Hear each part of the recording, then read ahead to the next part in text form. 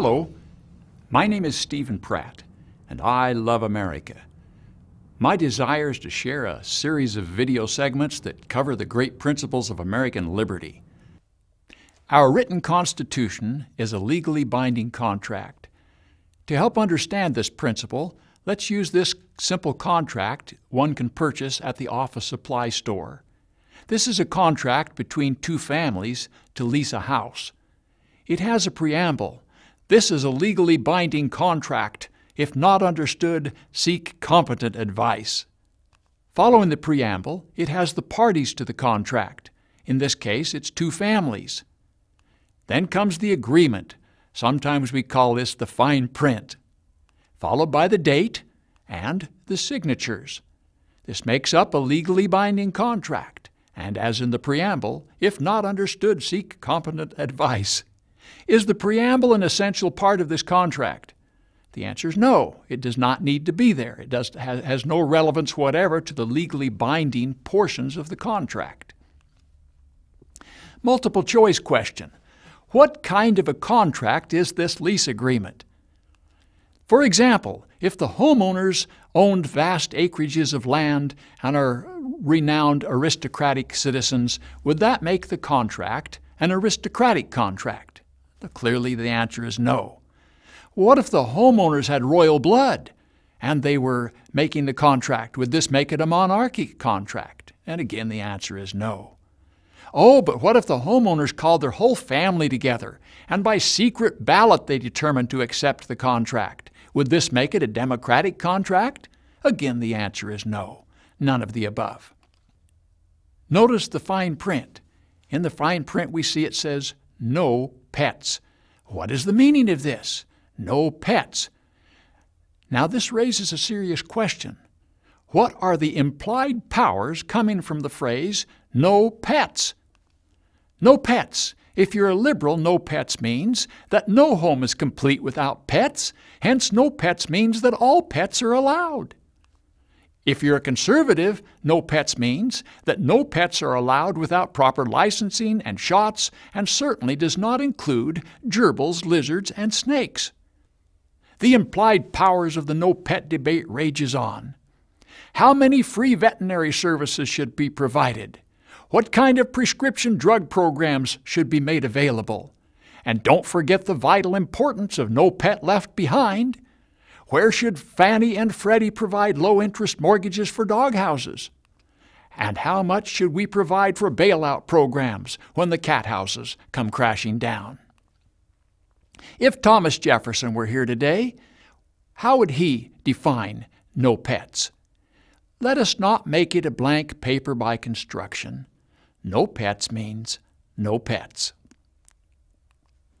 The Constitution is a contract.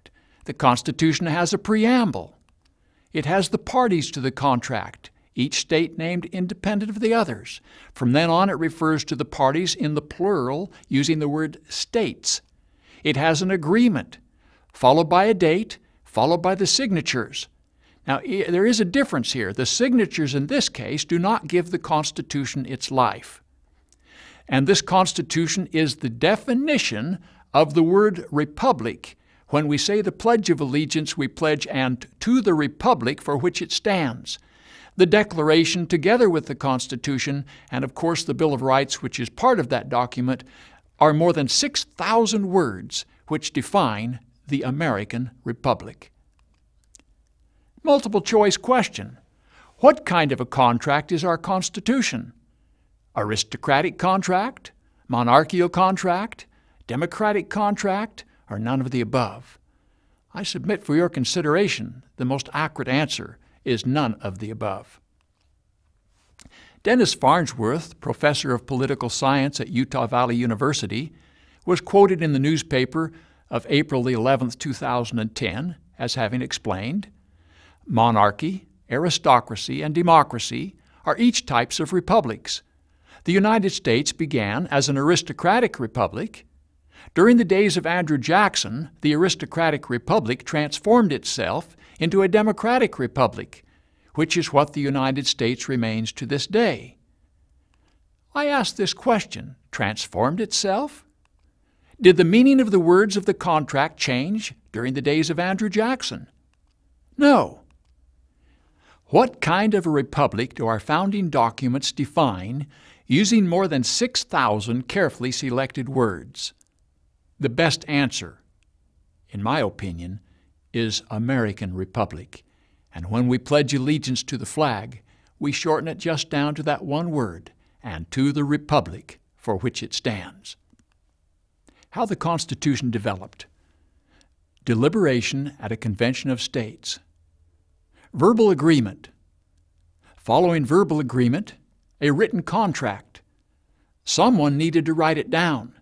The gentleman that wrote it down was a colorful character. He was the chairman of the Committee on Style. He was the only founding father with a wooden leg. And when other people clapped their hands, he would thump his wooden leg. His name was Gouverneur Morris. It was a compact, an agreement between states. In Noah Webster's dictionary, we learn the word compact was used because it was a contract between states. And then Noah Webster goes on to explain, the compact constitutes our plan of government, and hence it is called the Constitution. This is straight out of Noah Webster's 1828 dictionary. Compact. At the end of this definition, he states, so the Constitution of the United States is a political contract between the states. When we come back to the official literature of our time, we read, the compact theory was rejected by the framers. This is the official literature. Who are the parties to the contract? In the opening statement of the Constitution, we read the name of each state. From then on, they are referred to as states. I would like them to add this bit to the Constitution if I were going to have an amendment or something to change it.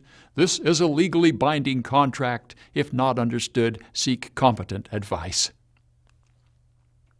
The word vest is an important word. To furnish with, to invest with, as to vest a man with authority, to clothe with office or power. We find the word vested used in the Constitution several times. For example, Article 1, all legislative powers herein granted shall be vested. The Congress shall, and then it enumerates the powers vested in the Congress. In Article 2 we read, the executive power shall be vested in a president.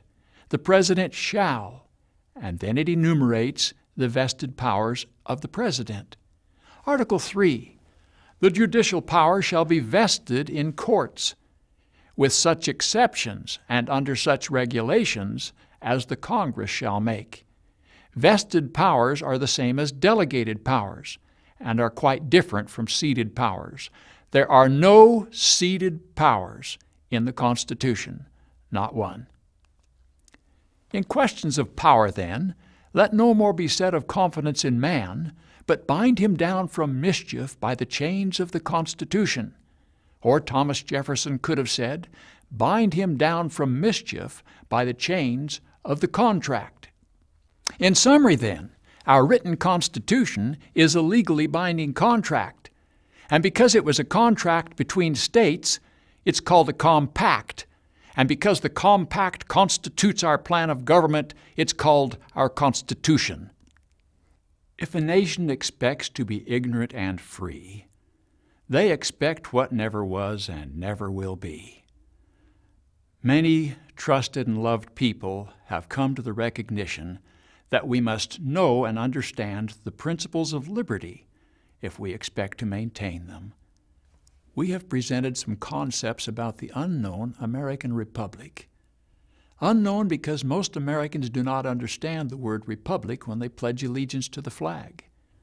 We can change that if enough people will learn their history and learn the principles of freedom as established by those men whom we call our founding fathers. I look forward to reading your comments below. If you like what you have heard, please consider subscribing to this series and sharing this video with your friends. For additional information and resources, visit AmericanLibertyVideo.com.